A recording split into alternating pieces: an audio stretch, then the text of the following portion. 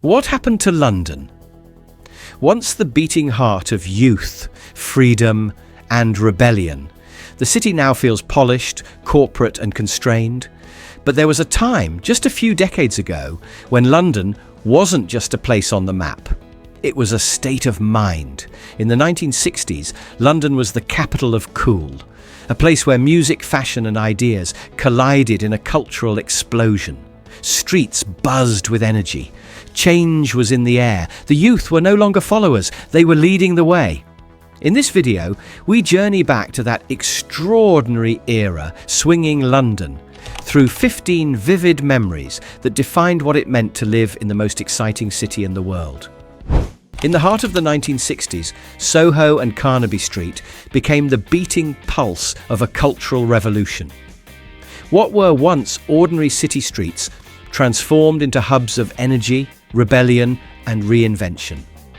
Cafes brimmed with artists, musicians, and fashion icons. Every shop window became a canvas for self-expression, every street corner a stage. Swinging London wasn't just a nickname, it was a declaration of freedom. Young people abandoned the stiff traditions of their parents and embraced a vibrant new way of living. It was a time when style, sound, and attitude defined identity. And the world watched in awe as London lit the fuse of modern youth culture. London in the 60s didn't just create music, it redefined it. The Beatles, the Rolling Stones, and the Who weren't just chart toppers, they were prophets of change. Their sounds filled bedrooms, airwaves, and underground clubs, fueling a revolution of thought and rhythm. They gave voice to a restless generation searching for meaning and escape. The city became a pilgrimage site for sound. Venues like the Marquee and Ronnie Scott's became holy ground, launching careers, movements, and unforgettable nights. In the smoky haze of these clubs, legends were born. London wasn't echoing the music of the world, it was leading it. In the 1960s London, silence gave way to boldness. Topics once whispered behind closed doors burst into the open. Literature, theatre, and daily conversation began to challenge sexual taboos, confronting everything from gender roles to desire, identity, and morality. Books were banned, plays were protested, and yet the walls kept falling. Freedom of expression extended to the bedroom, the stage, and the street. It wasn't just rebellion for its own sake. It was a cultural reckoning. For the first time, people were claiming ownership over their bodies, their choices, and their stories. By the end of the decade, one thing was clear. London wasn't just leading the cultural revolution, it had become its epicenter. Artists, filmmakers, designers, and musicians from around the world looked to the city as a beacon of innovation and possibility. The British capital wasn't imitating New York or Paris. It was outshining them. Here, rules were broken, boundaries redrawn, and new standards invented. Whether in a fashion studio, a theatre basement, or a smoky recording booth, London offered a single electric promise. You can do it all here, and you can do it your way. No place on earth rewrote fashion like 1960s London. With boutiques like Biba and visionaries like Mary Quant, style broke free from tradition. Gone were the prim and proper silhouettes, replaced by vibrant colours, bold cuts, and shocking originality. The streets became a visual rebellion. The miniskirt became the symbol of a generation no longer asking for permission. Androgynous looks, blurred lines, psychedelic prints, and expressive clothing gave voice to youth demanding change.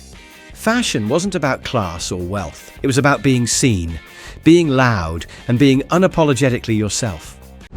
The 1960s weren't just cultural, they were deeply political. In 1967, homosexuality was decriminalised in England and Wales, marking a turning point in civil rights. It was more than legislation.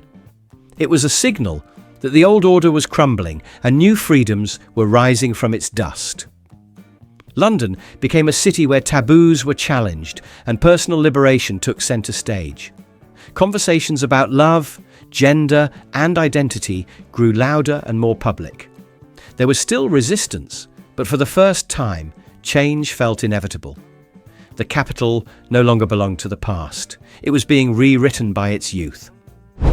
In the 1960s, one small pill ignited a social revolution.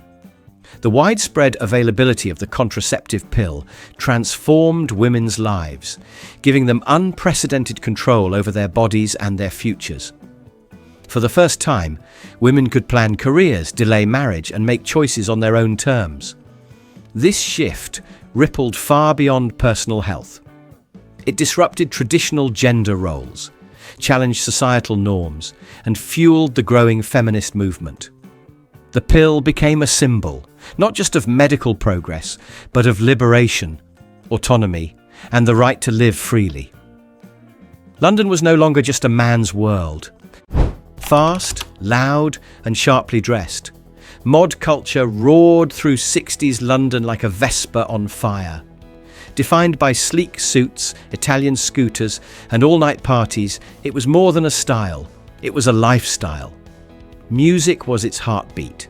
The Kinks, the Small Faces, and Northern Soul tracks blared from record shops and dance halls. Amphetamines fueled long weekends and endless club nights. And every detail, down to the cufflinks, was chosen with precision. The mods didn't just follow trends, they set them. They rejected the dull post-war world and built their own version of Britain, fast, modern, and defiantly stylish. The flickering glow of a black and white TV became the window to a new world. British television exploded in reach and influence, bringing fashion, music, and counterculture directly into living rooms across the country. The line between celebrity and citizen began to blur. Figures like Twiggy, with her pixie cut and wide-eyed gaze, became national icons overnight. TV didn't just report trends, it created them. Shows showcased new music, edgy ideas and global movements, giving the youth of London a shared visual language. Culture was no longer confined to the city. It was broadcast to the nation. London belonged to the young. For the first time in history, teenagers and people in their 20s held real cultural power.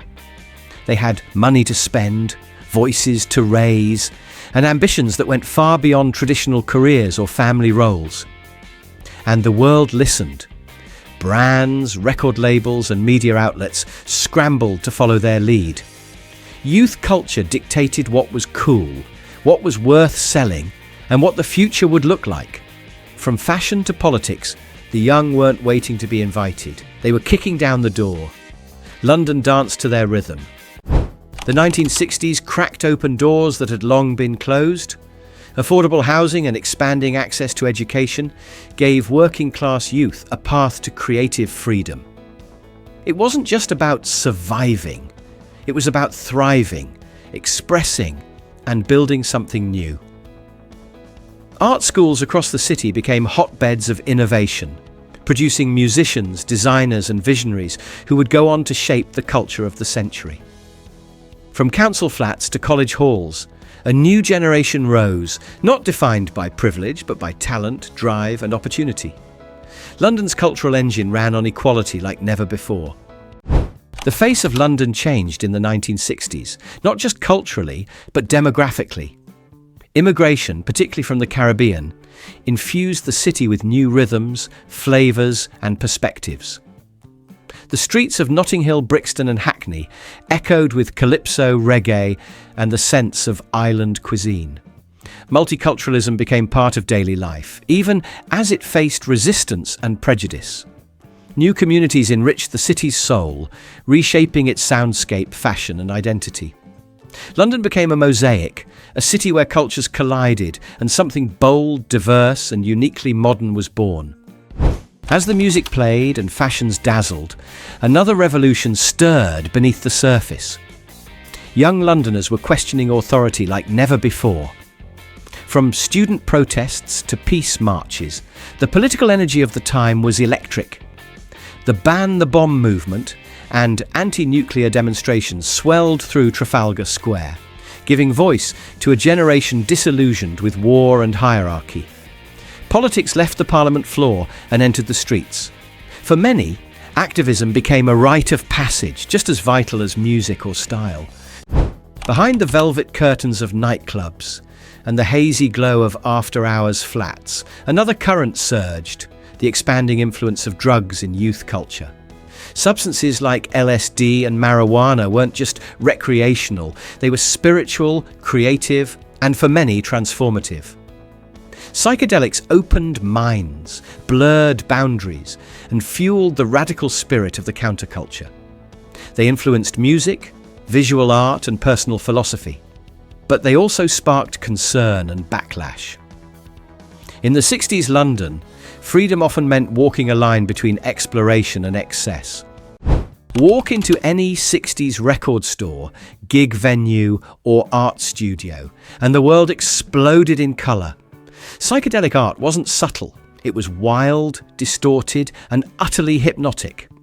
Inspired by altered states of consciousness, these visuals rejected the orderly in favour of the surreal. Album covers, gig posters, fashion prints, all pulsed with swirling patterns and vivid hues, becoming instantly recognisable emblems of the era. Graphic design broke free from constraints. The art of the time didn't ask for attention, it demanded it, just like the voices and visions behind it. In just a few decades, London has transformed beyond recognition. The vibrant chaos, youthful rebellion, and creative fire of the 1960s feel like distant echoes. Today, the city is wealthier, faster, more connected, but also more rigid, more unequal, and some would say, less free. Has London improved, or has it lost something essential along the way? Would you have wanted to live through that electrifying, unpredictable decade when it felt like anything could happen? Let us know in the comments, and if this video brought that era to life for you, please leave a like and subscribe. Without your support, YouTube simply won't show this content to others. Help us keep these stories alive.